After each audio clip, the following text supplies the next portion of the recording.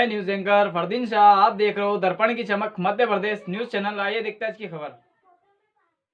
Madhya Pradesh BJP के मंत्री राजवर्धन सिंह मंदसौर विधानसभा क्षेत्र दलोदा में पहुंचे।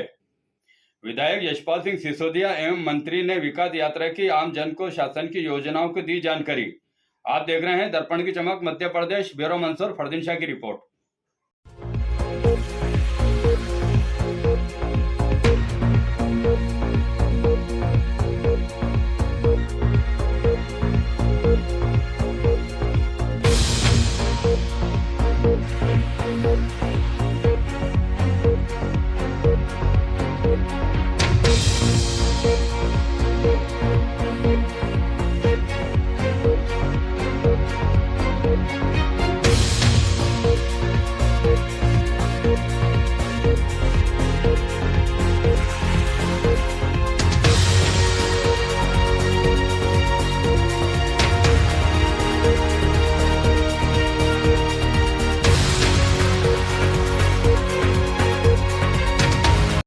आदरणीय श्री राजवर्धन सिंह जी दत्ती गांव के स्वागत के लिए मैं दलोदा ग्राम पंचायत की सरपंच महोदया दुर्गा अनिल जी के पावर, छायापति राजेश जी राजोरा, राजेश पिता किशन लाल जी आर्य, ज्योतिपति सोहन सिंह जी, रेखापति महेश जी डाबी, मायापति नागूलाल जी, तारापति मदन लाल जी, सुमनपति जीवन लाल जी, अजय पिता सागरमल जी, पिंकी पति कैलाश जी, दिनेश पिता रामचंद्र जी, मोहम्मद हुसैन पिता कल्लू का। सभी पंच से आग्रह है कि जल्दी अपनी बारी से आते रहे और स्वागत करें। भारत माता की, भारत माता की। विकास किया है, विकास किया है, विकास किया है। मैं अब स्वागत के क्रम में भारतीय जनता पार्टी दलोदा के बूथ अध्यक्ष विनोद जी धनोतिया, पंकज जी धाकड़, बाबूलाल जी भूरिया, नागूलाल जी खारोल, हेमंत जी मावर, लव जी राठौर से आगे धर्मचंद जी रातड़िया, राकेश जी जैन राका, देवीलाल जी धनगर, विजय जी तातेड़, सौरभ जी राठी, सभी बद्रीलाल जी पाटीदार। अब मैं स्वागत की कड़ी को यही विराम देते हुए आप सभी से आग्रह करता हूं, एक बार जोरदार ताली बजाकर समस्त अतिथियों का स्वागत करें, अभिनंदन करें। मैं सम्मानी मंच को बताना चाहता हूं, ग्राम पंचायत दलोदा चौपाटी में पॉलीथीन मुक्त अभियान को लेकर ग्राम पंचायत दलोदा चौपाटी द्वारा 5000 थैली का वितरण। दलोदा की सरपंच महोदया दुर्गा अनिल जी केतवास को स्वागत भाषण के लिए आमंत्रित करता हूं कि आए और स्वागत भाषण दे। भारत माता की, भारत माता की। सभी अपना अपना स्थान ग्रहण कर लें।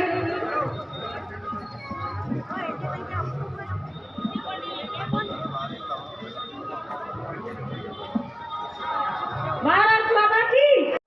3 से माताजी मंदिर, वार्ड 20 नंबर चुनाभट्टा मगरा, प्रगति चौराहे के नवीन कॉलेज बिल्डिंग तक सर्विस लाइन। धन्यवाद। मंच वाले ही बोलेंगे, सामने नहीं बोलेंगे। भारत माता की, भारत माता की। आज किस विकास यात्रा के आज समापन दिवस है और मंडल के अध्यक्ष विकास जी, युवा मोर्चे के हेमंत जी, विजय जी, विनोद जी, दीपक जी और सभी पंचायत समस्त अतिथि बंधुवर, सामने विराजिए सभी वरिष्ठ मातृशक्ति बहनें और सभी सम्मानित हमारे यहाँ कलेक्टर साहब, एसपी साहब और पूरी अधिकारीगण की सम्मानित सभी। लेकिन कोई भेदभाव नहीं किया, किसी जाति संप्रदाय को लेकर हम काम नहीं करते। सबका साथ, सबका विकास और सबका विश्वास, सबका प्रयास, इस संकल्प के साथ हमारी सरकारें काम कर रही है। मेरा तो इस अवसर पर आपसे आग्रह है कि देखिए, जो योजनाएं आपके लिए बनी है उनका लाभ आपको मिलना चाहिए और आपको लेना भी चाहिए। अगर कोई वंचित है तो आप सबसे आग्रह है कि उनका योजनाओं का लाभ दिलाएं। और इस विकास यात्रा का मूल उद्देश्य जो है, जो संकल्प है, जिस उद्देश्य से विकास यात्रा निकाली जा रही है, उद्देश्य यही है कि सरकार आपके द्वार प्रत्येक व्यक्ति तक पहुंच जाए, चाहे मध्य प्रदेश की सरकार हो, चाहे देश की सरकार हो। तो ये यात्रा का उद्देश्य है। आप सबसे आग्रह की योजनाओं का लाभ लें। बहुत बहुत धन्यवाद। और जिस जनता ने बहुत शिद्दतता के साथ, बहुत गंभीरता के साथ हमारी योजनाओं को चौपाल पर सुना, उनका मैं हृदय से आभार व्यक्त करना चाहता हूं, दिल से बहुत बहुत धन्यवाद ज्ञापित करना चाहता हूं। हमारे जो विरोधी राजनीतिक दल है, जो वर्तमान में प्रतिपक्ष की भूमिका में है, उनको यात्रा के समापन के लगभग 3 दिन पहले संपट बंदी समझ में आई कि ये भाई कहीं नहीं गए। अब ये जो जमावड़ा हमको उत्साहित कर रहा था, हम भी लगातार जा रहे थे। तो अध्यक्ष जी, आपके जिस गांव में विकास की अपने श्रृंखलाबद्ध काम किया, वहां पर 4 कांग्रेस के नेताओं को विकास नहीं दिखा और मुझको रोक करके उस चौराहे पर, जिस चौराहे पर हमने 6 करोड़ रुपए की सड़क दी, नई आबादी में उत्कृष्ट सड़क मुख्यमंत्री जी की 200 रचना विकास, उसी पर खड़े होकर के हमसे पूछता है कि विधायक जी क्या विकास क्या बताओ। मैंने कहा नहीं, तुम्हारे आंखों में मोतियाबिंद हो गया, तुमको दिखेगा भी नहीं, बात भी मत करो। मैंने भी हुक्म दो टूक जवाब दिया। अगर मैं बहस भी करता और नगरी के 25 कामों को गिना भी देता, तो जिसके भेजे में, जिसके मस्तिष्क में अगर विरोध की लकीरें ही उथल पुथल कर रही है तो मैं क्या कहूंगा। अब यहाँ भी दलोदा में, अब दलोदा में जिसने किया है वो तो ये बैठा पूरा पंक्ति, और जिसने नहीं किया वो अपने कंधे पर ऐसा वजन रखे कि जो कुछ कर रहा हूं नहीं कर रहा हूं। तो करे कौन, उपलब्धि कौन ले। मैं प्रभारी मंत्री जी को एक बात बताना चाहता हूँ इस जिले की, जो हमारी बहुत जबरदस्त उपलब्धि है। माननीय मंत्री जी, पूरे विधानसभा क्षेत्र में 20 से 25 गांव में आंगनबाड़ी कार्यकर्ताओं की बहनों ने, हमारे महिला बाल विकास विभाग के अधिकारियों ने उनको मोटिवेट किया और मुझे कम से कम 5 लाख रुपए की राशि डोनेशन में मिली है।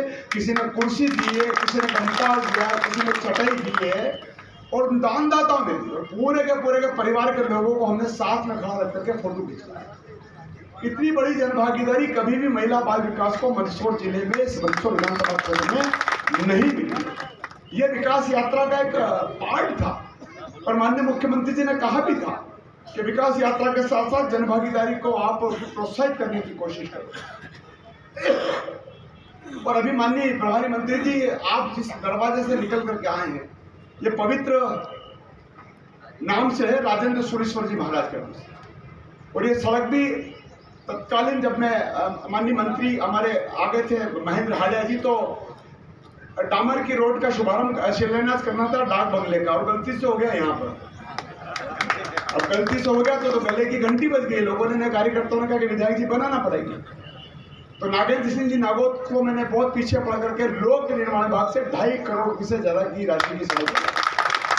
तो तब ग्राम पंचायत में नामांकन क्या होगा, इस बात से इनकार नहीं करता, क्योंकि गांव की पंचायत ही नामांकन करती है और हमने कोई विरोध भी नहीं किया। हमने कहा राजेंद्र सुरेश्वर जी के नाम से नहीं होगा तो किसका होगा।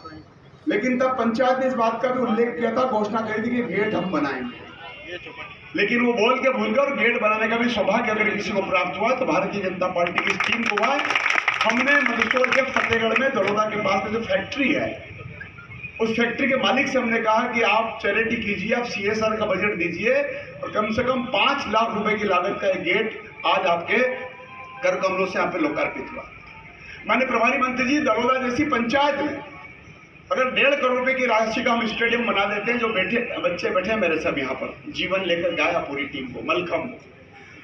और इन्हीं के कार्यक्रम में जब माननीय केंद्रीय मंत्री और वर्तमान में राज्यपाल कर्नाटक के श्री थावरचंद जी गहलोत आए थे और मैंने कहा था कि ट्रैक बनाना मेरे को 400 मीटर का, मुझे बताते हो अत्यंत प्रसन्नता है कि उस स्टेडियम में 400 मीटर का ट्रैक भी बन गया, जिसका भी आपने लोकार्पण कर 11 लाख रुपए की राशि प्राप्त हुई। तत्कालीन कलेक्टर जब स्वतंत्र कुमार सिंह जी थे तब हमने उनसे आग्रह किया था कि भले ही हमारे विपक्षी विचारधारा का सरपंच है, लेकिन जनता तो हमारी है। यहाँ पर 8 में से 8 पोलिंग पर भारतीय जनता पार्टी जीतती है। तो मैंने कहा आप इस ग्राम पंचायत में ठोस अपशिष्ट को लेकर के, घर घर कलेक्शन को लेकर के, कचरे का आप हमको 1 करोड़ रुपए की राशि की अनुशंसा करवाओ हम राज्य सरकार से, और आप जमीन दीजिए। और तब हमने तत्कालीन कलेक्टर से जमीन मांगी थी। और आज ठोस अपशिष्ट में जो कॉलर खड़ी करके चलने वाले लोग हैं, वो शायद ये भूल रहे हैं कि जमीन देने का काम हमने किया है, वाहन देने का काम हमने किया है, और वाहन देने का काम हमने किया। और ठोस अपशिष्ट का जो यहाँ पर जो ट्रेंचिंग बना है, वो भी जिला प्रशासन के सहयोग से हमको प्राप्त हुआ है। ये जो महाराणा प्रताप के रिसोर्ट की हम बात करते हैं, उस भूमि को भी दिलाने का काम भारतीय जनता पार्टी की सरकार ने किया है। अरे हथेली पे थोड़ी रिसोर्ट बनता है। ब्रॉड गेज यहाँ पर है, 240 केवी का बड़ा ग्रिड स्टेशन भी यहाँ पर है, 240 का, कोई भूल नहीं चाहिए। तहसील कार्यालय की बिल्डिंग यहाँ पर पृथक से। दलोदा में जितना विकास किया जा सकता था हमने विकास करने का कोशिश करी और विकास दिखाने को लेकर, और हमारी यात्रा सिर्फ पत्थर लोकार्पण से कार्यों के लिए दी हो वो सही तरीके से वहाँ पे लग रही है या नहीं लग रही, इस बात का भी भौतिक सत्यापन होता है, परीक्षण होता है, जानकारी मिलती है और साथ ही साथ हमें सुझाव भी मिलते हैं और आगे भविष्य में क्या कार्य हमें करने हैं उसके बारे में भी सीधा सीधा जनता से हमें फीडबैक मिलता है। और क्योंकि सभी को पता है आने वाले इस वर्ष के अंत में पुनः मतदान भी होना है, वापस नई सरकार का चुनाव भी होना है, तो इन सभी योजनाओं के बारे में जो दोनों ने बता दिया है, मैं सिर्फ इतना कहूँगा कि हमारी सरकार एक ऐसी सरकार है, शिवराज सिंह जी के नेतृत्व में निरंतर काम कर रही है और योजनाओं के दर्शन से पहले आपको ये जानना समझना आवश्यक है कि ये दर्शन आया कहाँ से और क्या फ़र्क है हमारे मुख्यमंत्री में और अन्य मुख्यमंत्रियों में। शिवराज सिंह जी के बारे में मैं ये तो नहीं जानता आप कितना जानते हैं, लेकिन मैं ये ज़रूर बताना चाहूँगा कि उन्होंने 13 वर्ष की अल्पायु में अपने जीवन का सबसे पहला आंदोलन किया। मात्र 13 साल के थे, स्कूल में पढ़ते थे, अध्ययनरत थे। वो आंदोलन किस विषय को लेके किया? दिहाड़ी को लेकर, मजदूरी जो आम एक दिन की मिलती है। पालकों को आश्चर्य हुआ, गुरुजनों को भी अजीब लगा, जिसको जो कहना था उन्होंने कहा, लेकिन जज्बा इतना मजबूत था उनके सीने में, वो आग कुछ कर गुजरने की इतनी ज्वलंत थी कि उस 13 वर्ष के बालक ने फिर मुड़ के कभी अपने जीवन में नहीं देखा, विश्राम नहीं किया। उनके क्षेत्र में उन्हें पाँव वाले भैया यूँ ही नहीं कहा जाता। वो उस उम्र के दौर से निकलते हुए जहाँ शाम हुई, जहाँ रात हुई, वहाँ रुक गए। जिसने जो पहनाया पहन लिया, जिसने जो खिलाया खा लिया। दिन दोपहर सुबह शाम चिलचिलाती धूप में, सर्द रातों में निरंतर कर्म के आधार पर जन आशीर्वाद के तहत वो सत्ता के शीर्ष शिखर पे पहुंचकर 4थी बार मुख्यमंत्री, जब ऐसा मुख्यमंत्री बनता जिसने गरीबी देखी, मुफलसी देखी, जरूरतें समझी और अनुभव किया कि गांव में क्या आवश्यकता है, गरीब का जीवन क्या होता है, पेट की आग किसे कहते हैं, ऐसे ही व्यक्ति के दर्शन से निकलती लाडली लक्ष्मी जैसी योजना। एक जमाना हुआ करता, बेटी को बोझ समझा जाता था हमारे प्रदेश में। लिंगानुपात क्या हुआ करता था उस दौर में? 916, 1000 पे।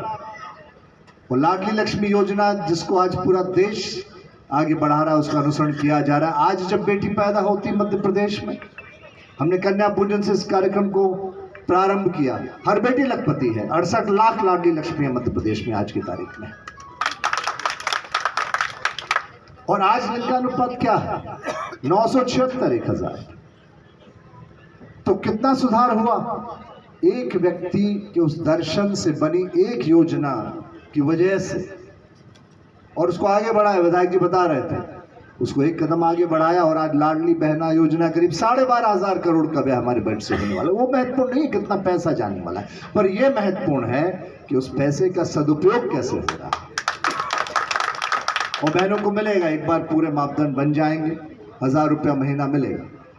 लेकिन ये सरकार जो हमारी है, जन्म से परण से मरण तक समग्र व्यवस्था करती है, समग्र योजना हमने बना रखी। जब बालक या बालिका जन्म लेता है मध्य प्रदेश में, तब उसके खाते में राशि जाती है। बालिका होती है लाडली लक्ष्मी लखपति, 1,18,000 उसको मिलेगा ये उम्र की जब हो जाएगी। बच्चों को और पालकों को आप बताइए, राजवर्धन सिंह हो सकता है मानव भेदभाव कर सकता है, यशपाल जी, अटोलिया जी, राजेंद्र जी, मंडल अध्यक्ष, हाँ हो सकता है, कर सकते हैं, मानव है, स्वभाव है। लेकिन क्या ईश्वर भेदभाव कर सकता है? क्या श्री राम कर सकते हैं? क्या महाकाल कर सकते हैं? माँ सरस्वती कर सकती है? बिल्कुल नहीं। तो क्या अंतर होता है एक बच्चा जो अंबानी के घर में जन्म लेता है और एक सामान्य परिवार इधर लेता है? क्या उसकी बुद्धि समान नहीं होती? तो ऐसा क्या होता है कि अंबानी का बेटा आगे बढ़ जाता है, सामान्य परिवार का पीछे रह जाता है? अंतर सिर्फ एक है, एक को अवसर मिलता है, दूसरे को अवसर नहीं मिलता। वो अवसर मध्य प्रदेश की सरकार आपको देती है। अगर कोई भी बच्चा पढ़ना चाहता है, कुशाग्र बुद्धि है, उसमें प्रतिभा है, तो उसको इस बात की चिंता करने की जरूरत नहीं है कि उसके लिए पैसा कहाँ से आएगा। पालक को इस बात की चिंता करने की आवश्यकता नहीं कैसे पढ़ाऊंगा, कैसे बढ़ाऊंगा। उसको पीएससी की परीक्षा देनी हो, यूपीएससी की परीक्षा देनी हो, नीट की देनी हो, इंजीनियरिंग की देनी हो, कोई भी परीक्षा देनी हो, तो हमारी सरकार ये सुनिश्चित करती है कि कोचिंग से लेके, रहन सहन से लेके, क्लासेस से लेके, बाहर रह रहा हो तो भी सरकार छात्रवृत्ति और तमाम दूसरी सहायता करती है। ऐसे उदाहरण है मध्य प्रदेश में, जहाँ नीट की परीक्षा पास करने के बाद 25-25 लाख रुपया मेडिकल की फीस शिवराज सिंह जी की सरकार ने भरी, विदेशों तक जाने का पैसा दिया। एक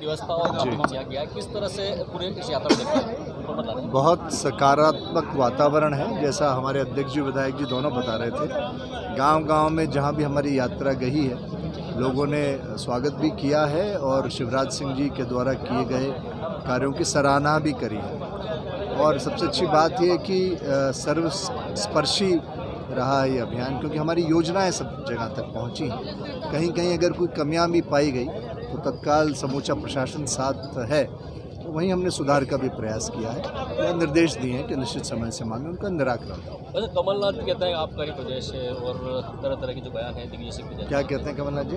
आप प्रदेश को जो है मदिरा प्रदेश कर दिया कहते हैं वो। देखिए, वो मुख्यमंत्री थे, उनके पास अवसर था, वो चाहे वो ठीक कर सकते थे अगर उनको उस वक्त गलत लग रहा था। मुझे नहीं लगता कि शिवराज सिंह जी ने कोई एक भी नई दुकान खोली होगी या कोई एक भी नई डिस्टिलरी लगाई होगी, जो है पुराने, उल्टा हमने तो भी अहाते बंद किए हैं। तो ये हमारे तत्कालीन मुख्यमंत्री जी भी कर सकते थे, उनसे पहले वो भी कर सकते थे, उन्होंने कदम नहीं उठाया।